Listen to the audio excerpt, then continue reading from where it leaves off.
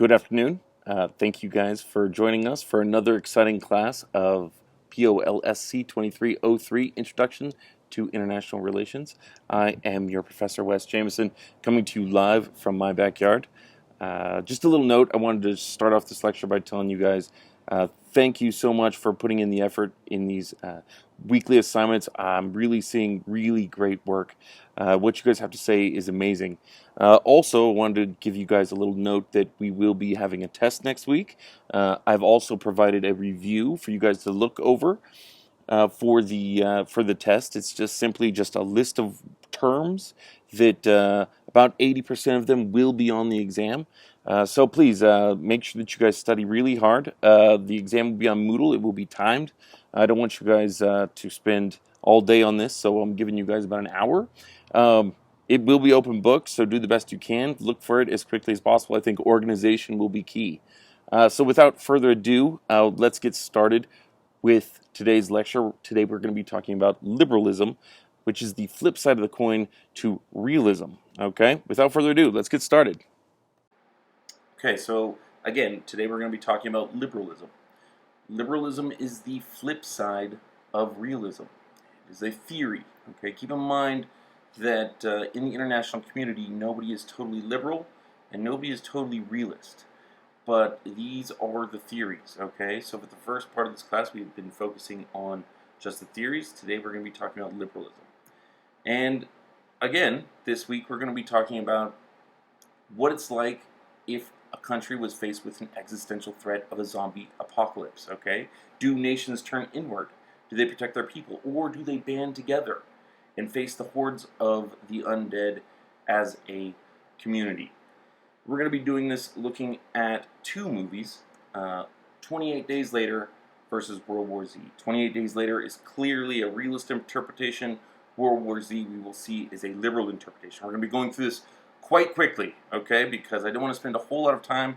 This isn't going to be on the test. This is just a helpful, thing to show you guys the movie. Okay, so Jim wakes up from a hospital bed, deserted London, finds out that it's a zombie outbreak, right? He meets Selena and Mark, and then Mark gets infected with the virus. Selena kills him instantly, okay? They then meet two people, Frank and his daughter. Frank tells them about a broadcast for some soldiers promoting safety, okay? So they head out there. As they arrive to the camp, Frank is infected and immediately killed in front of his daughter. Then the three people are then taken by the rogue soldiers. Jim learns that they plan to take the women, rape them. He unleashes some zombies. They escape. That's the end. Okay, if we look at the flip side, we look at World War Z, okay? It's a very liberal interpretation, all right? And we're going to show you why it's a very liberal interpretation, okay? So, former UN strategist Jerry Lane, his family escaped the breakout in Philly. He used to work for the UN, so he gets brought to the UN in the middle of the ocean and is tasked with finding a cure. They then fly to South Korea and learn how the North Koreans dealt with the Zeeks. They cut out all their teeth. They then fly to Israel to find that Israel is safe behind giant walls that are eventually overtaken by zombies. Perhaps one of the most effective scenes in the movie. Jerry escapes on a plane that's taken over by Zeeks. The plane is diverted to the World Health Organization. In Wales, Jerry discovers that it's deadly but curable diseases, camouflages humans. The end. Okay, so what are the differences? How did each movie handle the zombie outbreak differently? Well, in 28 Days Later, the realist interpretation of the zombie outbreak, you see that it is clearly survival of the fittest, okay? It is three people versus everyone. And the army breaks down, even so much to say is that they're going to take the women and rebuild society. In World War Z, it's a very liberal interpretation because you see lots of IOs. You see the UN, you see WTO, you see WHO. They work together with several countries, North Korea, Wales, Israel. It's this idea that cooperation means survival. So what is liberalism? Well, from a liberal perspective, IR is not about state-to-state relations. It's not just about state-to-state relations. It involves people, groups, organizations, different countries. It's essentially this idea that we have to cooperate. And due to this cooperation, oftentimes you may find it being called pluralism, Okay, test question, easily a test question. Liberalism is also called pluralism. Okay, we have some founders that we need to talk about. The dates aren't necessarily important, neither are necessarily these quotes, but we need to know that John Locke was very clearly a founder. He said that all men are born equal. Immanuel Kant, also a very famous founder of liberalism. He was the one who he thought that peace treaties rather than superstate actors in world government matter. Woodrow Wilson, the only president with a Ph.D., and his famous 14 points, which we're going to talk about, okay? His idea, what he did was after World War I, he labeled 14 points to Congress, okay? Now, I'm not going to go over all 14 points, but it's important to know what the first 6 and the last point is. Essentially, these points created the League of Nations. This is very important because the League of Nations eventually became the UN. This is one of the first world organizations that really tried to bring the world together to stop all wars, okay? The assumptions of liberalism. Okay, again, non-state actors are just as important as states. They cannot be ignored. We're talking about IOs and MNCs. They can be independent actors in their own rights, okay? The state is not the unitary actor, okay? It's composed of bureaucracies, interest groups, individuals, and foreign policy preferences reflect multiple actors within the states. And because that there are so many different actors, that leads us to different conclusions, okay? First of all, when you involve corporations in the making of laws, we can see here from this graph that we're not always going to see an equal distribution of tax dollars to where they should go. When you involve corporations, they're going to take some for themselves. Because of this, we have to assume that states may not be rational actors. We're no longer dealing with just a singular state. In realism, we assume states were simply rational actors. This is not so in liberalism. Also, IR is more than just military and security issues. We deal with things like economics in liberalism. We deal with social issues. We deal with things like the environment, pollution, natural resources that matter to the world that we live in today. Keep in mind, liberalism is looking more towards the complete picture, right? If we look at cities with the 10 highest annual flood costs by 2050, New York is on there, Miami is on there, New Orleans is on there. How would we as a country need to deal with these things? And we can only deal with them globally, not just within our own state borders. These issues involve massive amounts of money that will take the entire world to fix. Lastly, the international system is not completely anarchic. Remember, in realism, we believe they were anarchic. In liberalism, the international system has some order. Think of things like the West, right? Or the Bretton Woods system. These regimes keep the international community together, okay? Now, we're going to move on to the tenets of liberalism. There are 3. Free trade, interdependence, and institutions. A subcategory of that would be democratic peace, okay?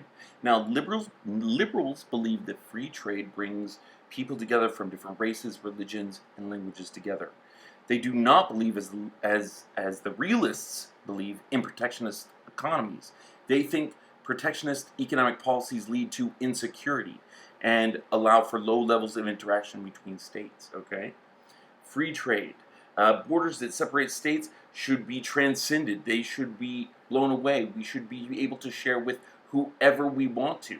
Because what we're trying to do is avoid wars. And if we're trading with more people, then we're not going to go to war with somebody that we're making money from. They also believe that market societies are against war. However, there are some questions about that. In theory, if all states try to maximize their economic interests, then the whole world will benefit from it. Global wealth will lead to global peace. However, the United States tends to go to war a lot, and we love to trade with whoever we can. So we have to ask ourselves, keep in mind these policies sometimes it's a little bit of both. We like to be a realist, and we also like to be liberal, okay? The distribution of wealth can be equal if individuals are free to trade with one another, okay? If you look at this, we have a free trade policy with 6% of the globe, yet we sell half of all of our imports to that 6%. Now, you may see some countries on there that don't seem very nice, but the thing is, these are free trade policies, okay? With imports, it's somewhat different. And we're going to get more on that when we go to IPE, okay? Interdependence. Historically, states have sought power by military force. But for industrialized country, economic development and trade are more important, because if we don't build our economy, we cannot have power, okay? Liberals argue that refraining from high military expenditure and economic self-sufficiency instead are focused on trade and increased independence. Example of this would clearly be Japan. They have cut back on all military spending. They allow us to protect them, and because of that, their economy was able to explode. Okay, easy test question. Japan is clearly an example of interdependence bringing more economic gains. Okay, institutions, all they are rules. Okay, institutions are rules. They set norms. Norms are expected patterns of behavior. Now, keep in mind, democracies hold common moral values which create pacific unions, okay? That means that these morals, that we share between democracies, keep us from going to war, which leads us to the democratic peace theory. Democracies do not go to war with each other. Since 1992, we have seen a dramatic rise in democracies. We have seen a dramatic fall in autocracies. Autocracies are countries ruled by dictators that have no votes for them. If you also look at 1992, every state has experienced less warfare since we've seen this dramatic shift in leadership between these countries. And again, this is because of the sharing of common core moral values, okay? The last tenet is institutions, right? Gains from institutions. This reduces states' fear of each other because these rules are able to be followed, and we have institutions like the UN that allow us to make credible commitments, okay? Lastly, relative versus absolute gains. Liberals emphasize absolute gains. Now that means that if your neighbor grows, you don't have to fear. That should be a good thing for you. If all of a sudden Canada gets a bigger economy, that's only going to help the United States, right? Keep in mind, realists believe in relative gains. That means if Canada were to suddenly become a military power, we would fear that, okay? The liberal view of the individual, we see them as partners in the world. Liberal view of the state, not only, the states are not the only actor in the international community. We have leaders, we have IOs, we have MNCs. And finally, the liberal view of the international community is cooperation is key, okay? So there are strengths and weaknesses to this theory, to this ism.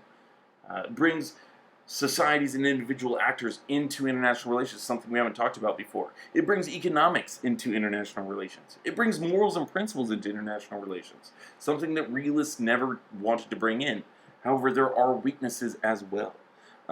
Institutions like the UN that is housed in the United States, which we pay 22% for, can be an arm of states' power. Economic growth is a form of power. And finally, there are failures of liberalism that we saw in World War II, also Iraq in 2003. Okay, so that was liberalism. One more time, I just want to remind you guys that there will be a test next week. As per the syllabus, it will be posted on Thursday. I'll probably give you guys around an hour and a half to finish the exam. So the second you open it, you will have an hour and a half. I will be posting one more video as well on Monday. It will probably be just a review video, just kind of going over some things that I want to make sure that you guys know for the exam. For this week's assignment, the prompts will be on the last slide of the downloads, of the Liberalism downloaded slides on Moodle. But prompt 1. So we've been having some very difficult issues with North Korea lately. They recently just tested out a rather large nuclear bomb. They also just recently sent a missile over one of our closest allies in Japan. Do you think that we should handle North Korea through a realist perspective? Or do you think we should handle North Korea through a liberal perspective? Should we fight them tooth and nail? Maybe bomb their country? Maybe go to war with them? Or should we gather the international community and have a frank discussion with them? Please let me know if you decide to choose prompt 1. Prompt 2. We now know what a realist is versus what a liberal is. What do you consider yourself? Are you a realist? Tell me why. Are you a liberal? I need to know why. Please, as always, make it MLA consistent using at least 2 citations from academic sources. 1 page long, header does not count. Okay, I want you guys to have a great week. I want you to study hard. I cannot wait to read your essays. And as always, I guess I will see you guys next week. Study hard.